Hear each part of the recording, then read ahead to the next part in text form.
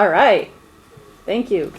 Good evening. This is the ID4 board on December 5th, 2016. It's 6 o'clock. I'm going to call this meeting to order. We're in the Cornwall School. Do I have a motion to approve the agenda? So moved. Okay. The one change, there are two changes on the agenda. Under the report of the principal, we'll get the update on the challenge program and the status of the IB transition at our next meeting. That will be a presentation. And but the other stuff is staying, correct? The first two updates will happen by me and then a presentation. We'll have a presentation. Okay. So that's the only change to the agenda. So, all those in favor? Say aye. Aye. Opposed? Aye. Awesome. Oh, you don't have to. Oh, I have to. Yeah. Public comment? We have one member of the public here. Do you have anything, you want to say anything or ask anything? Or? No. Okay. Thanks for coming. Yeah. Makes us feel relevant still. Okay. Recommendation to approve the consent agenda. So moved. Awesome. The minutes. We have two sets of minutes from September and October. Any questions or changes on those minutes? Okay. And do we have bills? Yes. Okay. Leslie, go ahead. September 26th, Lorraine and Leslie, food service $599.25. General fund $604,301.66. October 10th, Lorraine and Victoria, food service $796.50. General fund $190,121.68. October 24th, Lorraine and Leslie, food service $599.50. General fund $282.150.07. November 14th, Lorraine and Victoria, food service $1,322.97. McJilton, $845. General fund $472,487.71. November 28th, Lorraine and Leslie, food service $82. General fund $267,362.62. Awesome. Are there any questions for Leslie or Victoria? And Leslie, you're taking minutes, yeah? Yes. Okay. Okay. All those in favor of approving the consent agenda, say aye. Aye. Opposed? Awesome. Okay. Should we start with Elaine? I think it might be great to Okay. start with Elaine. Okay, we have with us Elaine Pantalleri, who's going to give us an update and a presentation on our intervention programs at ID4 at Mary Hogan. So, Great. thank you for coming. It's great to have you here. It's really good to be here. Nice to see everyone and to be part of this process. I appreciate it. So I have handouts, but mostly I think I'm just going to talk really briefly about what the intervention program is intended to do and how it's going at Mary Hogan. So, but I'll pass these around anyway. Yep. There's some of those. Thank you. So at the moment at Mary Hogan School, there are 3 people that are working in intervention. One is Marilyn Parmalee, who's reading recovery, and she's half-time. And then Donna McKenzie is working with literacy and math in grades K through 2. And I'm working in literacy and math in grades 3 through 6. And this program was expanded from last year when Vicki Greenhouse was running it in its entirety. And then I think the strength of what's happening really is about Mary Hogan culture and the system of support among all of the teachers and the culture of the school that every single child will be cared for in the best possible way. And so we have lots of different tiers of looking at students, which I'm sure you're familiar with, beginning with first instruction in the classroom, and then paraprofessional support also, which is still intact in the classroom and very functioning especially well. and then after-school tutoring, which has been put in place again this year, and then academic intervention, which the three of us are responsible for, and then special education. So in all of these tiers, academic intervention has an important role. Working with Tier 2 students who are not qualifying for special education, but who are not meeting the expectations of the Common Core state standards. So the selection criteria for the program is based on data collection from fast data screeners and also diagnostic assessments that we do sort of organically as part of our programs, and classroom assessments, teacher recommendations, and student work samples. So it's a mix of all things, but it's based on data, and it's not a random selection. It's a deliberate selection based on where students fall really in comparison to their peers. And the program structure is, and so those selection criteria are standard across the board. Donna uses those and I use those, and we talk regularly with teachers in a scheduled kind of way. In fact, I was meeting with Julie this afternoon at 3 o'clock about two of the students in her class that I work with. It was a lovely conversation. Thank you, Julie. Testimony to our great first instruction and our commitment of support. So I think some of the really important things in the program that I think are really foundational are communication with families. So letters get sent home, letting parents know of the opportunity for intervention and if their children are invited. Goal setting happens with students actively involved in setting their own goals and understanding what their learning targets are. And then the formal intervention plan is actually attached here. This was something that I have adopted from Vicki Greenhouse, and it's a nice, clean, succinct way to communicate with teachers and families about what the learning targets are, and those are based on the ELOs that were determined district-wide. And then we are using pre- and post-assessment, progress monitoring. We have scheduled conferences with grade-level teams that are set in stone before school starts. And I have been actively involved in all of the EST communications that we've had. So that's kind of it in a nutshell. There's some more information about some programs that we use, like the level literacy intervention at Mary Hogan and the Bridges Mathematics intervention materials that are available, and then some information also about that FAST screener data. So that's kind of it. Is there anything else you think might be important to add, Tom? What does EST stand for? Educational support teams. Oh, It's okay. conversations about kids. Okay. And how many kids are you seeing in the 3 through 6? Well, here's the trouble. Ideally, I would have 3 kids in each subject in each grade. Mm-hmm. But needs come knocking, and I almost attached my schedule, but then I didn't. So the short story is right now about 30, and it's too many. Yeah. I would like to pare that down if possible in the future, but it's a challenge to select when there are kids that are kind of neck and neck. And I mean, Julie can testify to this too. There are always kids in the wings, the next one up. But I am really, really excited about the progress that kids have made. One of the students that I worked with for half a year last year in K, not in intervention anymore. So a lot of kids are being released out already, and I'm very encouraged by the success of the program. Yeah. So it's seeing approximately 30 students per day in small group instruction across the day in math and Right. literacy. I would say it's 30 kids per week, and most of them are meeting every day, but some of them are meeting twice a week. So it's a little juggly-juggly, but between 24 and 30 kids a day. And what about at the K2 level? Is it I think similar it's numbers? similar, yeah. Yeah. Although K2, of course, has 1 grade fewer.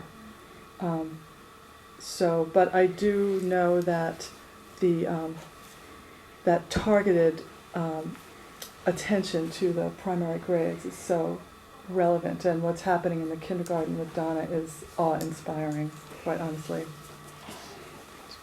And then Marilyn Parmalee, who is working half-time, would see in reading recovery is seeing students on an individual basis through the year, through her schedule And is for half that a year. different criteria than the intervention groups? Or- It's all for students who are not at the grade level standard, but who are not eligible for special education. Mhm.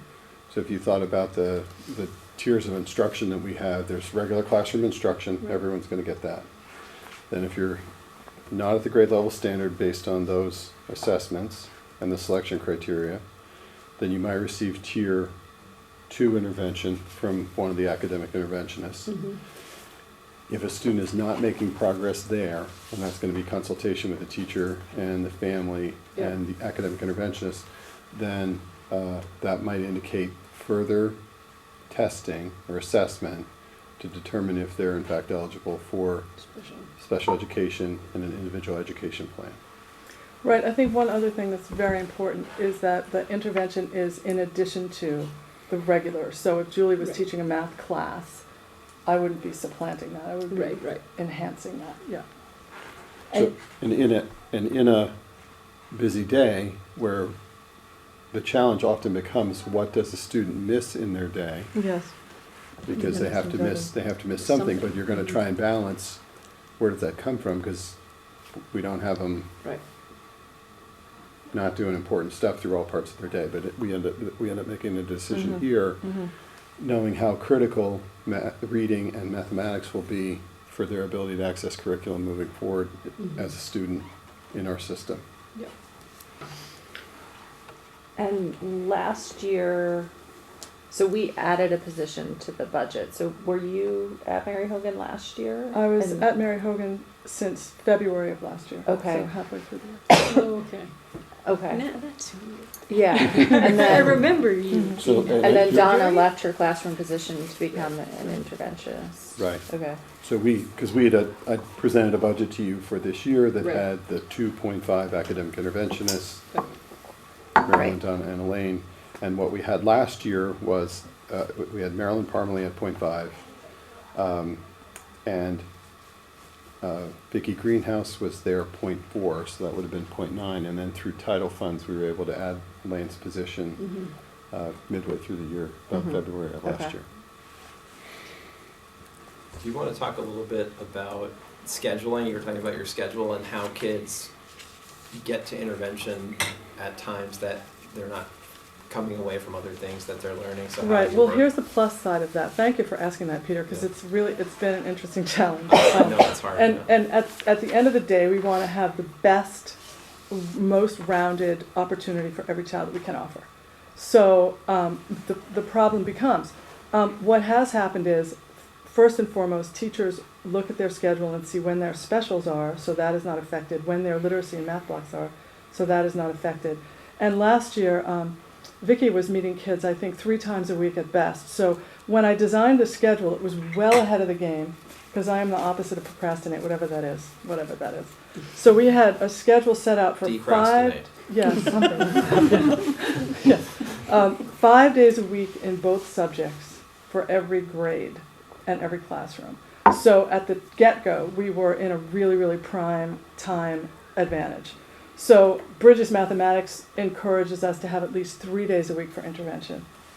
And the LLI encourages to have 4 times or ideally 5 times a week for intervention.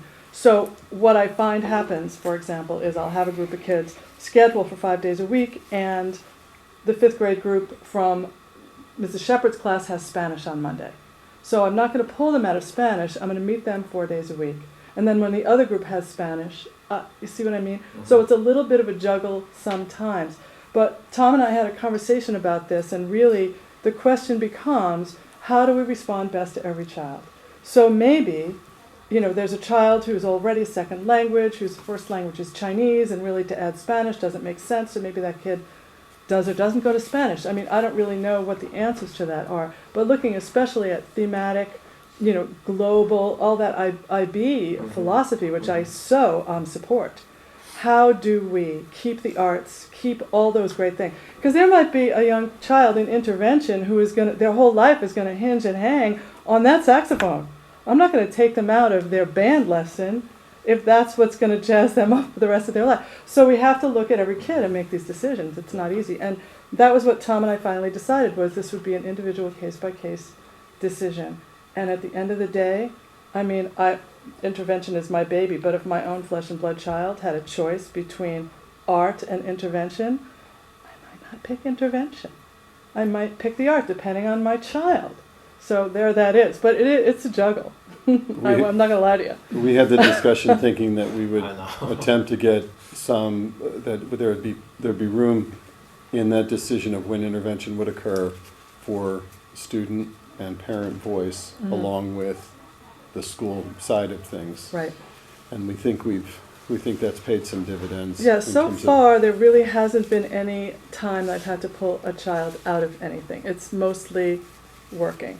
But what it requires is flexibility on my part, pretty much, which is fine. It's not a problem really so far. And are you meeting with most kids individually or sometimes in small groups? Generally or- speaking, it's groups of 3. Three, okay. And occasionally it's one-on-one. There are Mhm. some kids that really only work well one-on-one, so there is a couple of that. And yeah. And in that, you'll notice, when you look at the selection criteria, so that Fast Screener, it is a relatively quick, rapid, computer-assessed assessment that levels for student ability. So you get the question right, it gets a little harder. Get the question wrong, it gets a little easier. But that's a computer-assigned assessment. The Fontes and Pinnell, the reading record, and the Bridges placement assessment, those are reading comprehension and mathematics assessments that all students will take at different times. The reading record, not necessarily, but there's Fontes and Pinnell there's an assessment called Benchmark that's individually administered, usually by the classroom teacher, sometimes with other people in the building. Builds a good connection between the student who's being assessed and the teacher, and what's happening there is that the student is reading a passage at which we think is appropriate, but maybe just a bit of a stretch for them as an independent reader. The teacher who's doing the assessing has an identical copy of it, and they're scoring that assessment as the student reads it aloud. And you're trying to find out from that you're determining what the student's independent reading level is and what their instructional reading level, which will be just a bit harder, what that will be, so we know what the just right books are for students. And the other thing you're trying to determine is when that student, like let's say they get to a word that they can't solve, so they don't solve that word. Are they aware that they've gotten to a word, or do they blow through it and they're unaware? Because we want them to self-monitor as a reader. And then what strategies are they using in an attempt to solve that word? So it's the goal of classroom teaching and academic intervention that they're going to teach specific strategies that work when you get to a word you can't solve. So the big issue here often is that students who struggle as readers, they often will rely on one of 2 strategies that aren't the best strategies. They'll rely on letter sound, and then they do what we call the head swivel, which is that you look at the adult who's near you, and they're really helpful, and they solve the word for you, and you keep going. And so we want them to use one of a whole bunch of other strategies that our classroom teachers and our academic interventionists will teach. Look for prefix, suffix, a root word, reread the sentence, reread the paragraph, look at the other text features in the book, look at the cover of the book. All the things that we might do when we get to a word we don't know, but we're not aware of it. So to get students who you feel like are ready to get out of intervention, do you use the same assessments to determine if they're ready to There are pre and leave the post, program? Yeah. and the level literacy intervention moves kids through levels when they're ready, so they move, they continue to move forward. And that program goes for 18 weeks, so there's generally 2 of them. Although there are occasions when kids are released early. This has recently happened. Donna has had a whole group that is reading on grade level. They're out, they're done. So she started another group. She's magic. She is magic. They They all are. Yeah, she's awesome. So, and what we've agreed upon as a group is that we would have specific data that we could reference and as we're probing for efficacy within our academic intervention program, because we want to know it works. We want the kids to understand that through their effort and the extra work we're asking them to do, that they're in fact getting better as a reader, and they chart their progress. Yep. And they do the same thing for mathematics, Right. where Very they keep track of it important in thing. The children a know their graphical own progress. way. Yes. And It's really empowering. for we them. Yeah. have that assessment information to share with Dr. Burrows, Caitlin Steele, with So is we this share in-house. the whole, like, I don't even know if this is relevant anymore because federal law has changed, but we were a school that had to go through what is it called? The Improvement. AYP? yeah, the improvement plan thing that you reported on to us to us all the time. Is that even relevant anymore? And is this part of that, or is this? I believe it'll still be relevant unless the law changes, and we all think the law's gonna change somewhat. We don't, we'll have to see. It's just gonna why. be thrown out. Next January, Well, January well, the 21st. ESSA they just actually finalized the Yeah. draft rules like yesterday or Yeah. last week. So what we're going to see is a slightly nicer version of the same thing. It's Mhm. not drastically different. There still will be identification of the lowest 5%. Vermont's trying to do an overlay over the federal accountability system so that they'll have this EQR, it's called, Mhm. and then quality review. Mhm. So that will be a cycle of, I think, every 3 years that schools will have a visit from a team that will be comprised of the AOE plus, I think, education professionals from around Vermont that come and engage on a number of other factors that are not just student test scores. But the federal accountability tied to Title I, Idea B, and the federal monies that we get is going to continue. Okay.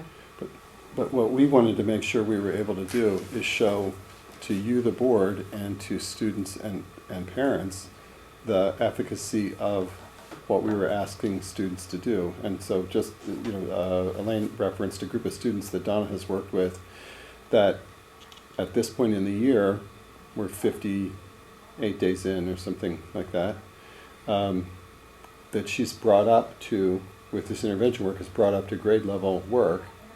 So they're now reading where they should be. So that was catch-up Mhm. growth, Right. right? And I'm assuming you're tracking this data, so Yes. you could do a presentation or Yeah. report to. Yeah. Yes. And is Marilyn, is she doing the intervention as well, or who are the kids that she's, So reading how does recovery. reading recovery differ Yeah, from? I could talk briefly about that. She gave me a couple talking points because I spoke with her today.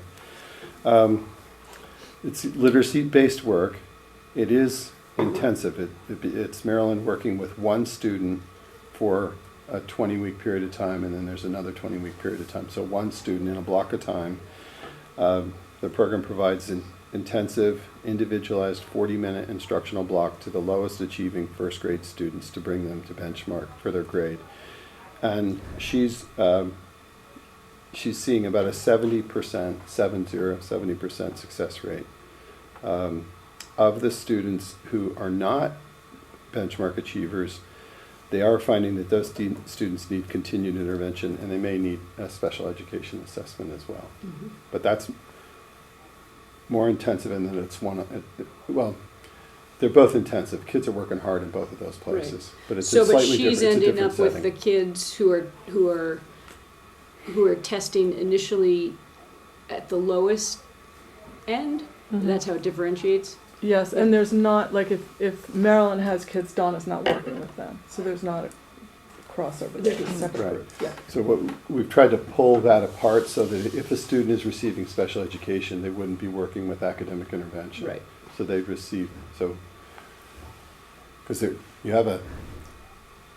because it's a 6-year-old or a 7-year-old or a 9-year-old or 10-year-old, they've got X amount of oomph that they can give you during the day, and you Yeah. want to honor that, Yeah. right? Mhm. And there are other things that they need to do, like phys ed and recess and all that stuff, in order for them to be ready to go Yeah. throughout a busy day. So you're trying to, we can't just layer more and No, more no, things on, because yeah. it ends up, it can be too much. Okay, are there other questions for Elaine? This Elaine? Nice name. Okay, well, thank you for coming. You're Thank you welcome to for stay having if me. you want, but thank you so much for coming. I appreciate the Keep up the opportunity. great work. Good It's to meet really you all. great to hear. Thank you. Thank you, It's Elaine. nice to know what happened to the money we put in the budget. Right, very true. Okay, so Tom, it has a couple things. And I guess as Elaine leaves, what I'd love to imagine happening is at the end of the year in May, that we're able to give an assessment to the board with some additional information about numbers of Growth. students that were served Yep. and Yeah, growth, like that what would we be actually great. saw in the year's instruction. Absolutely. Because what we're looking for is more than a year's growth. We want Yeah. catch-up growth. Yeah. Yeah. That's what they do. Yep. That would be great. Sounds Yeah. good. Thank you very much. You're Drive most welcome. safely. Yeah. So, my computer died, so Okay. what So do we have next? Okay. I've got a discussion related to grade looping practices. So currently what we have at the Mary Hogan School is that we've got students come in for their kindergarten year, and then after that, in general, they loop. So go into a first grade classroom, and that class stays together in first and second grade, all things being equal, with no other pressures on the budget or the schedule. They'll stay together for the 1 and 2 year, and then get a new teacher at the start of third grade, and they'd stay together 3, 4, and then the same thing 5, 6. Now, between leaves, crunching from 4 classes to 3, sometimes some other factors, needs across the building, doesn't always happen, but we generally have that looping structure in place. So as a faculty and as a, maybe further as a supervisory union or a school district, we've got some decisions to make for the coming years with IB. And potentially with the move of if the middle school pulls in grade 6, which may also happen. Right? So what have we done so far, and what's the plan here? There's been a very brief discussion about how we should come to an answer at Mary Hogan School about whether we're going to continue to loop. So at a winter faculty meeting, likely in January, we'll run a protocol to make sure we can get all voices heard from the faculty and get all the pros and cons of looping up and on the table and make sure everybody has a voice about it. We also want to take input from parents and students, find out what they think about it, what are the pros and what are the cons. Extend that discussion to the central office, and I would envision Caitlin Steele participating in that, and Vicki Wells and probably Susan English, because they've got an understanding of a number of special areas of our population around looping, discuss it with the CO, and then come up with a school decision about whether we'll continue to loop in the future. And some of the specifics could be, are things like this. As we move forward to being an international baccalaureate school, that will expect that within a given grade level, that at that grade level, there'll be 6 transdisciplinary units of study each year. It's like 6 6-week units, right?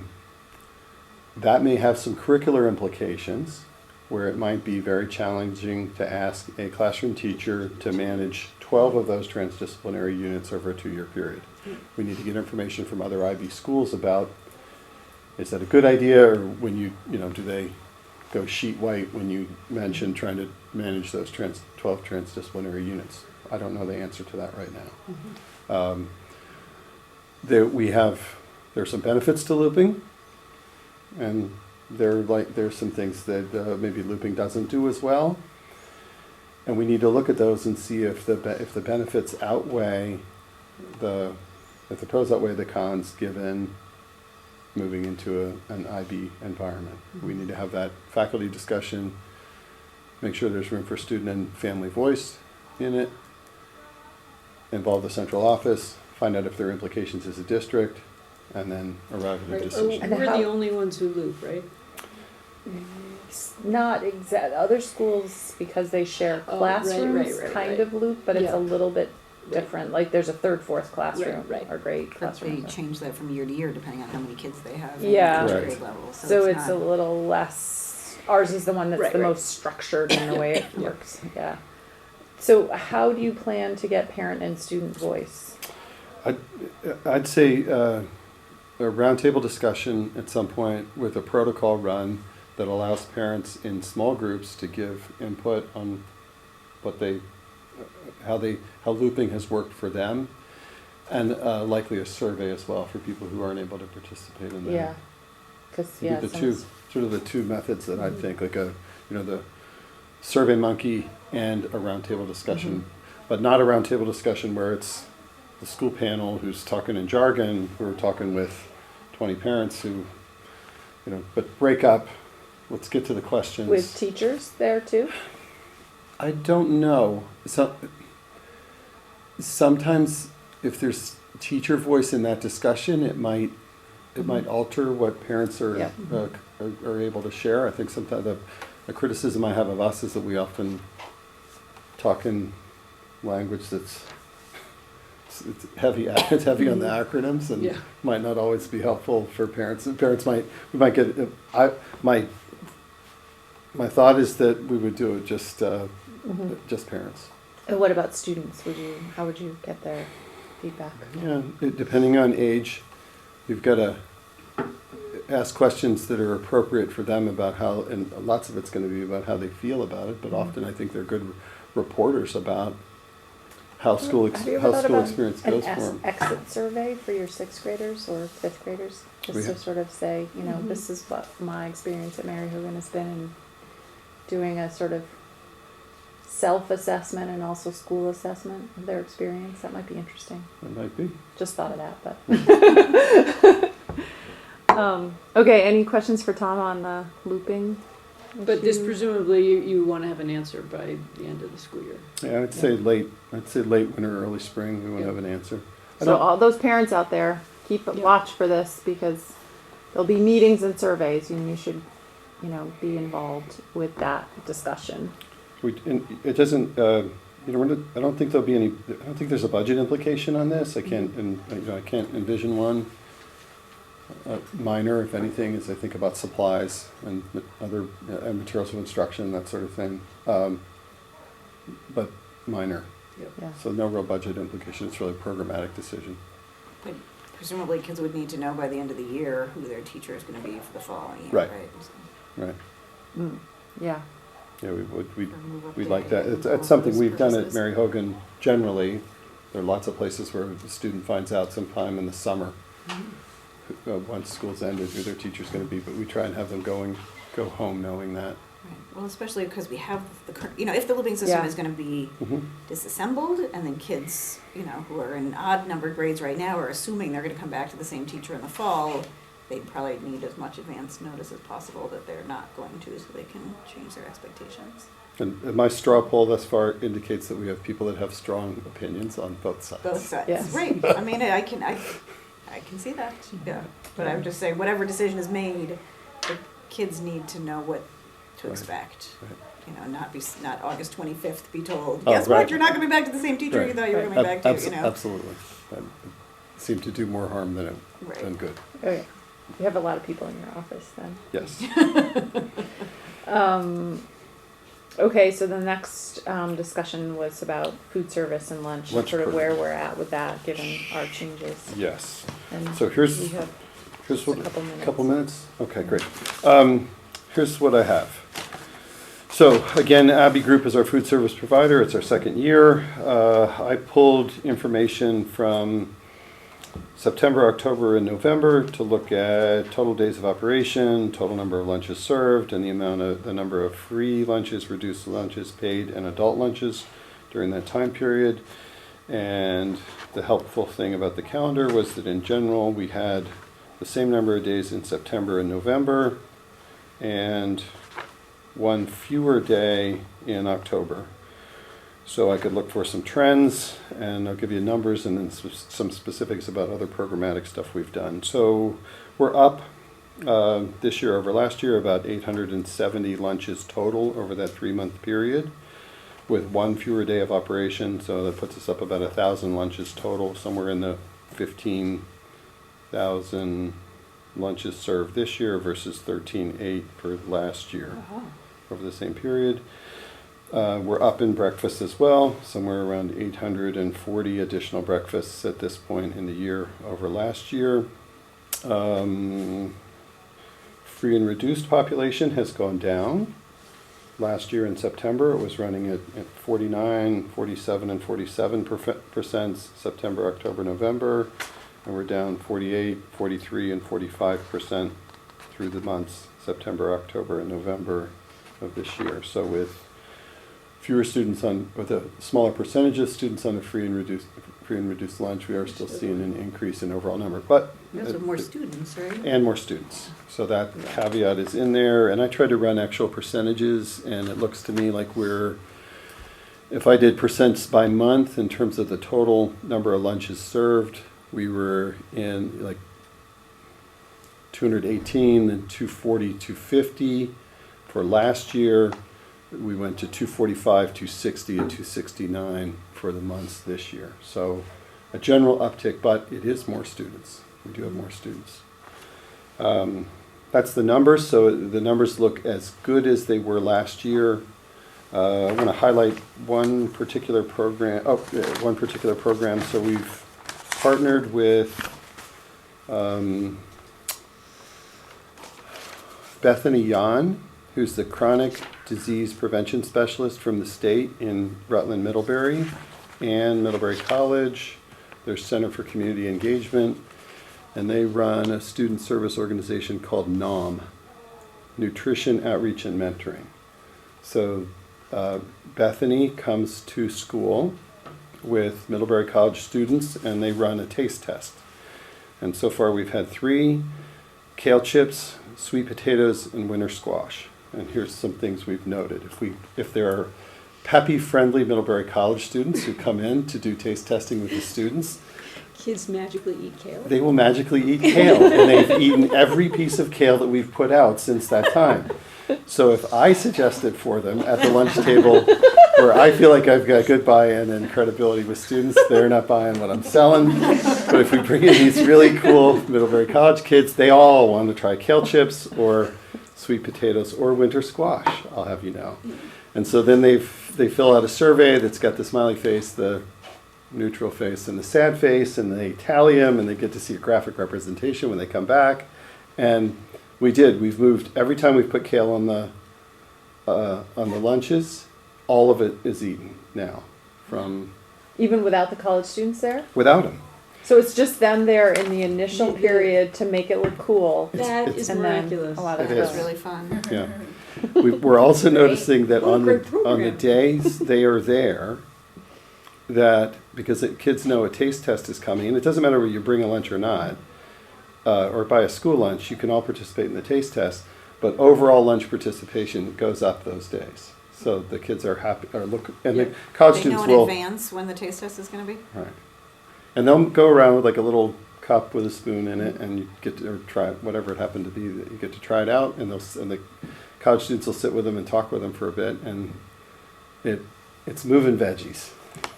Hilarious. That's Great. So, Come to my house. right?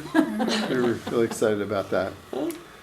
So it's one of the programs that we're supporting this year, and we tried to get the kids tied into, they're even good about prompting us if they haven't seen us fill out the form afterwards, that as you're getting up to leave your lunchroom, they'll say, Mr. Buzzle, don't forget that's our students, Yeah. not the college students. Yeah, So. cool. So numbers look good and stable. Again, we do have more students in the building, so but it seemed overall that we probably accounted for that in the numbers that I looked at. So are there questions for Tom or comments about food service? The only feedback I'm hearing, and this is one individual, says that the portions are not big enough for 5th and 6th graders. Oh, I hear that too. Yeah. So- I mean, I don't know if Yeah. it's Is there any way calorie they can- determined or something, yeah. but I mean, these kids are hungry. Yeah, Yeah. I think that's the struggle, because I agree with that. I think they are grappling with sort of the Department of Agriculture guidelines in terms of what the protein portion could be or should be.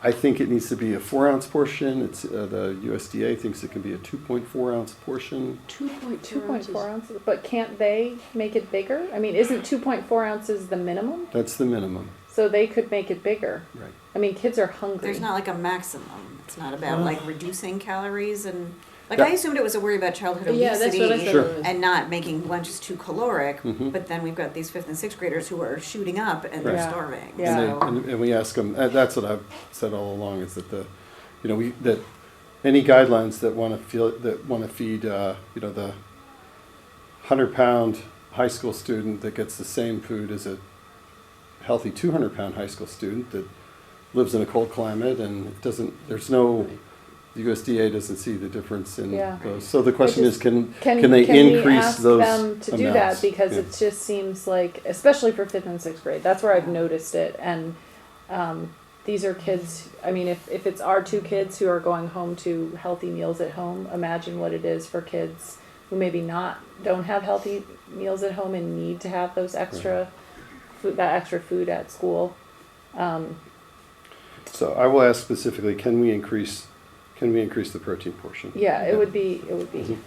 for, Yeah, and especially maybe for it's 5th and 6th, grade, and maybe it's not a big. problem in the other grades, I don't know. Yeah, I don't know. Just- It's just something I've noticed Yeah. this year with my 5th grader. Yeah, I mean, I'm noticing that with Ari too, Yeah. and she is slim and not a huge eater, and if she's coming home saying it was really good, but I wanted, Exactly. seconds and I couldn't get seconds, Yeah, and then she's starving at 3 o'clock when I pick her up, I mean, yeah, And so students are allowed additional trips through the fruit and vegetable bar. But at this point, Yeah. they haven't allowed them back, they're not Seconds permitted through back the for entrees. seconds on the entree, and that's what I feel like they need in a lot of cases. Yeah. Like, I think it's great that the fruit and veggie bar doesn't have all the starch on it, right. there are good choices there, but that may not be what their bodies need to grow. and You is know, there to something build that weight. we as a board, should we write a letter as, That might help. I'll happy to hand deliver that to the folks for Abby. What do you and guys and think? and maybe even ask one of them to come to a meeting to explain what guidelines they're working under. I was gonna the say, is there some specifics of those federal guideline guidelines. that, says that Yeah. each portion can only be a Right. certain number of calories? Or is Right, that They that have was to what I meet thought some. it was. I'm like it actually was, right now researching the policy for food and nutrition for the ACSD board, Oh, you so I are? can Oh, look okay. into Yeah, it. yeah, Because I like pulled up all these You're already federal doing it regs, anyway, and I might yeah. as well just look into it. Yeah. But if I draft something and send it to you guys to Mhm. see, because I think it might be helpful in addition to you talking to them to Mhm. say, hey, we're happy with but this is what we're hearing. Okay, I'll draft something and send it around. And then yeah. just very quickly, we are continuing with that $5,000 stipend to provide additional locally purchased, primarily it's poultry and beef from one of 2 Addison County suppliers. So that should be worth a second helping. then. Right? Exactly. Grass-fed agree. beef in your, Right. school Okay. lunch, yeah. Exactly. Awesome. Thank you very much for all Thank that you, Tom. information, Tom. You're welcome. This is part of our closeout program to get information on all the things that we've worked on over the last couple of years. So there'll be more sort of presentations and updates before we turn into a pumpkin and no longer exist. And speaking of that, we have our final annual meeting coming up in March. So I just wanted to talk about it because we probably will not meet again until February. Unless there's a need to meet in January because we're doing the sort of every other month thing. So wanting to talk about annual meeting now because we will only be a couple weeks out from it when we next meet. Yeah, I know. Right? But we don't have to present a budget, right? We don't. We may have a little tiny budget that just covers audit and legal costs for that 6 months that were in existence for next year, July through December, when we're basically transferring property to the new board and then also closing out our books. We'll need to pay the auditors.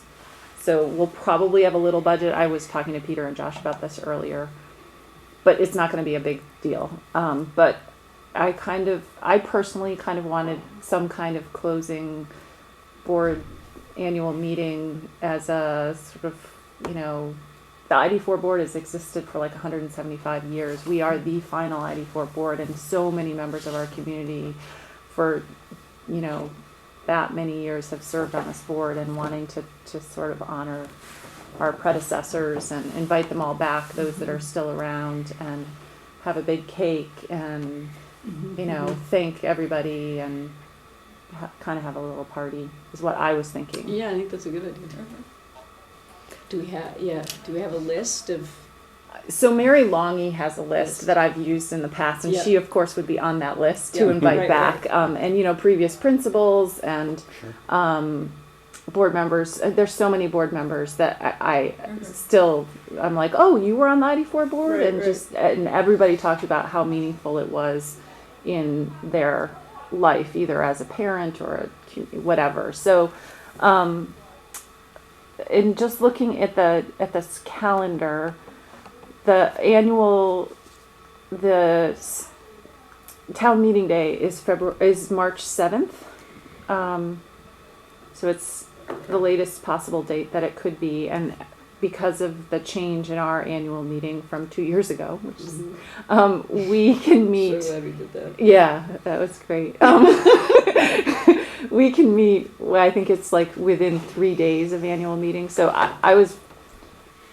our town meeting is on Monday, March 6th.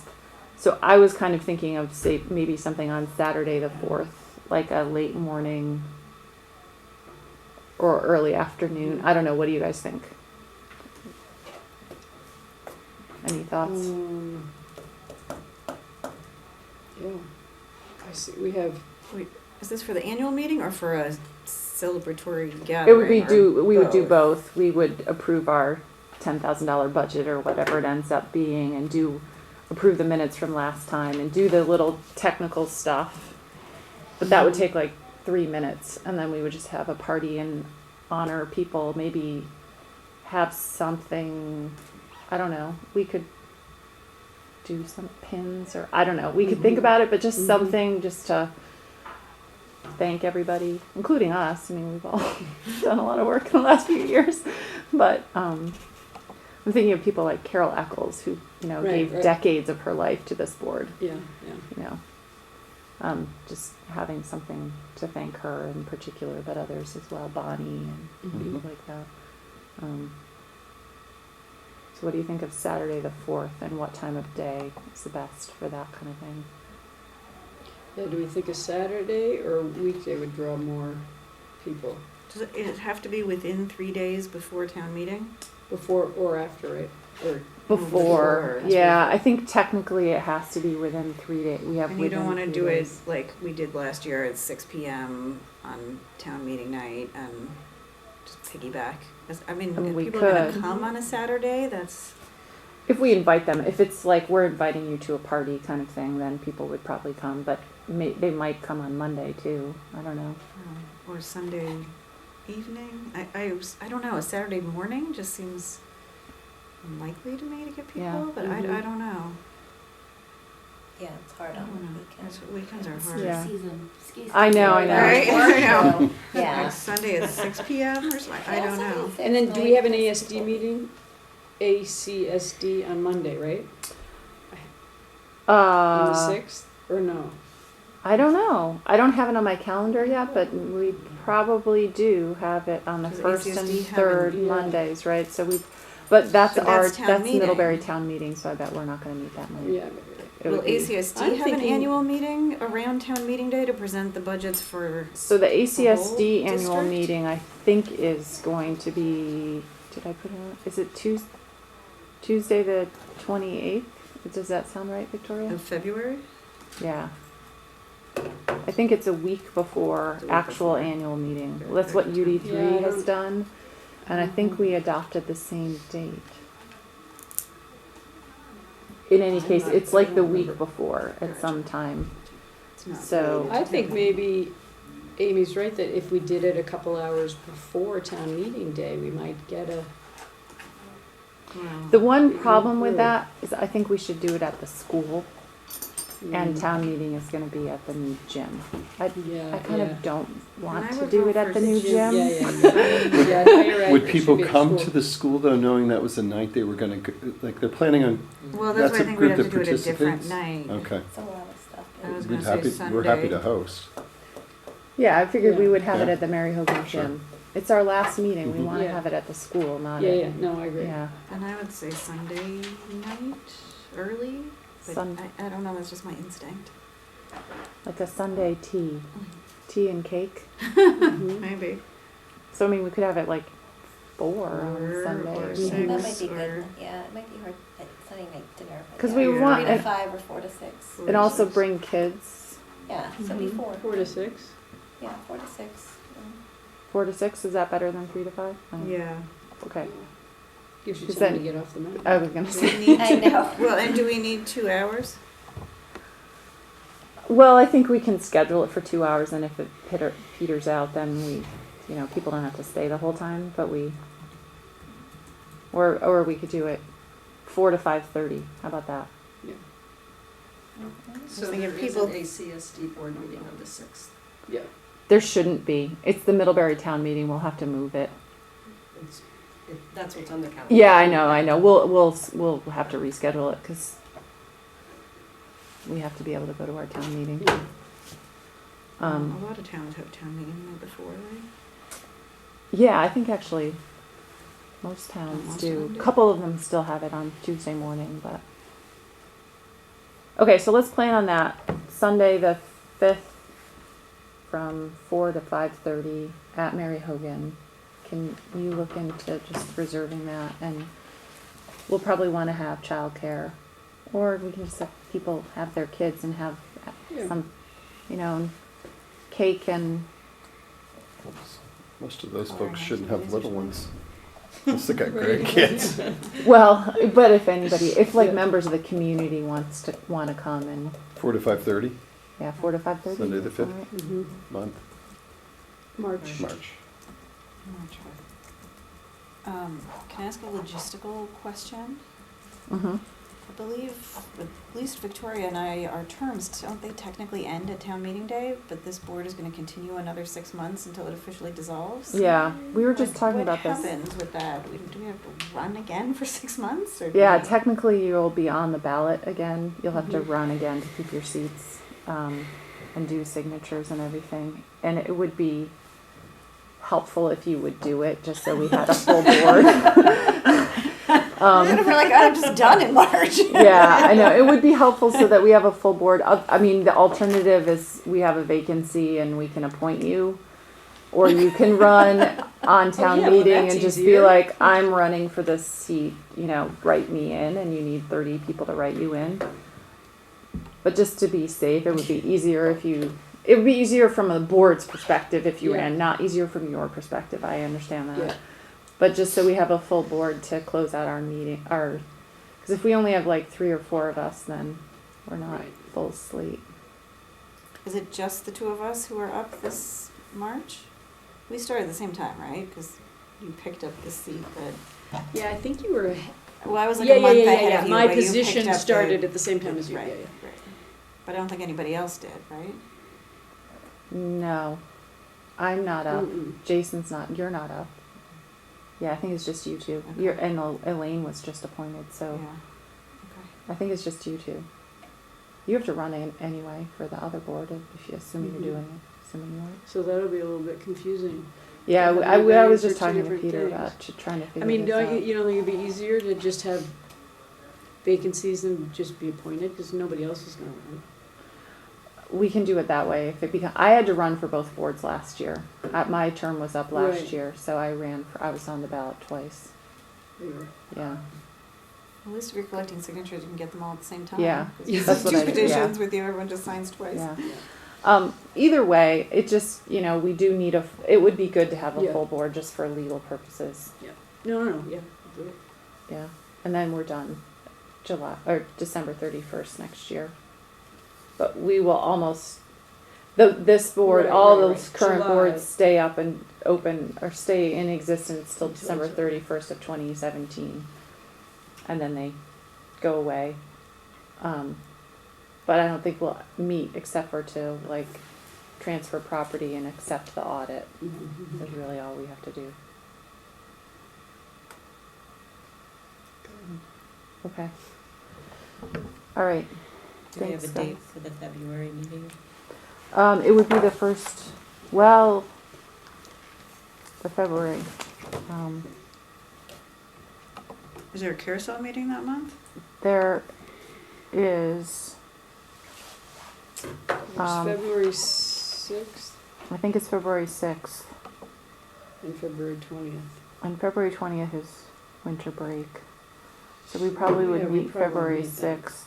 At the same schedule, like 6 o'clock? Probably, and then yeah. an ACSD meeting after that?